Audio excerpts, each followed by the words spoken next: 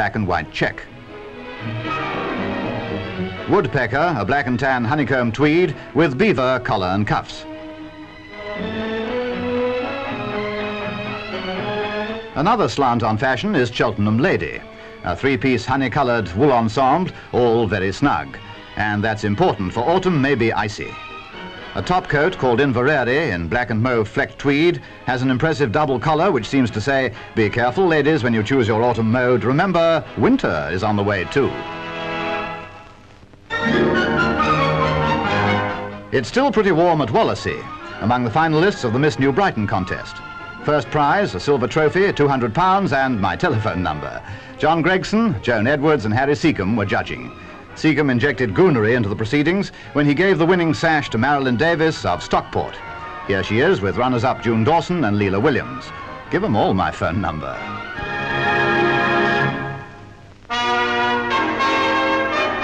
At the Shah Jahan Mosque at Woking, a memorial service attended by Prince Ali Khan and his two sons, the new Aga Khan and his brother Amin. Prince Sadruddin was with his fiancée Nina Daya. The new Aga Khan with the Earl of Scarborough, representing the Queen at this tribute to a great man. The arrival of Syria's President Quatli in Egypt, where he was welcomed by President Nasser, coincided with the news of a radical change in Syrian policy. Rumour spoke of a communist takeover bid and a political parachute drop by Russia into the Middle East. All this has since been denied by the Syrian government, of course, but world attention is focused on the situation.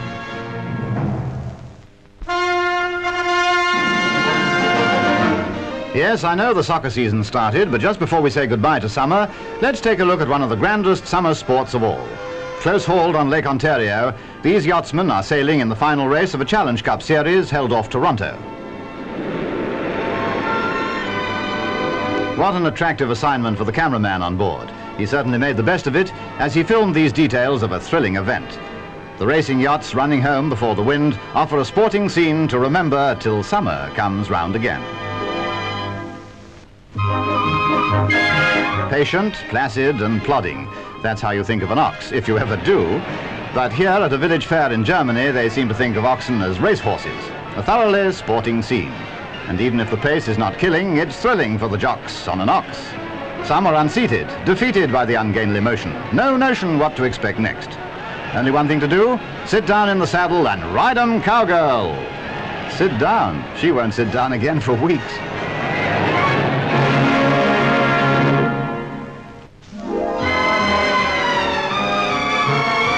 A score of swimmers were prepared to brave the cross-channel weather, and of course their preparations included this kind of thing. How you say grease-proof, huh? Then into the sea near Cap Grinet went the stalwart men and women off on the race organised by Billy Butlin. The event had been postponed on account of conditions in the channel, but even now competitors were up against a choppy sea. In spite of modern knowledge and techniques, the race is still a feat of great endurance. First to sight the famous white cliffs on this side was 30-year-old Greta Anderson of Denmark. The last mile or so is probably the hardest, and Greta looked pretty well all in when she landed.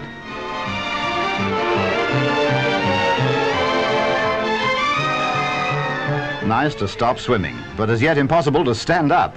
But she's done it in 13 hours, 53 minutes. The first woman to beat all opposition in a mixed race across the channel.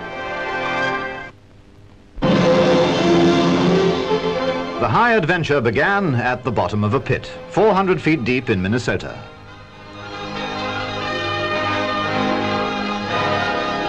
The balloon was about to go up, and Major David Simmons, an American Air Force doctor, adjusted his very special equipment before being sealed up in a capsule, in which he aimed to rise higher than man had ever gone before.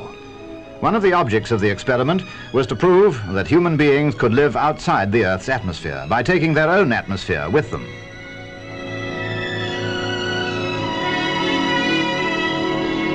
In the event, the flight, which lasted 32 hours, 8 hours longer than planned, was a complete success. A height of about 19 miles was reached and much scientific knowledge gained. The Major is reported as saying that he had an indescribable ringside view of the heavens and that he hopes one day to travel to the moon.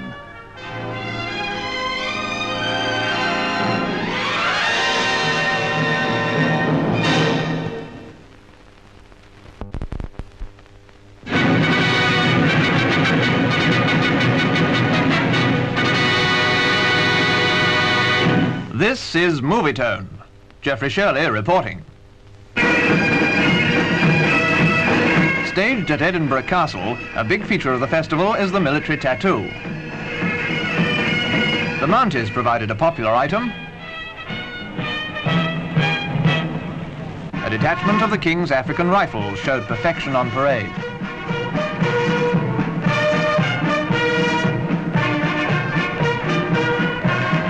But perhaps one of the chief highlights was the performance given by Turkish cadets. Their tattoo technique was fascinating to watch.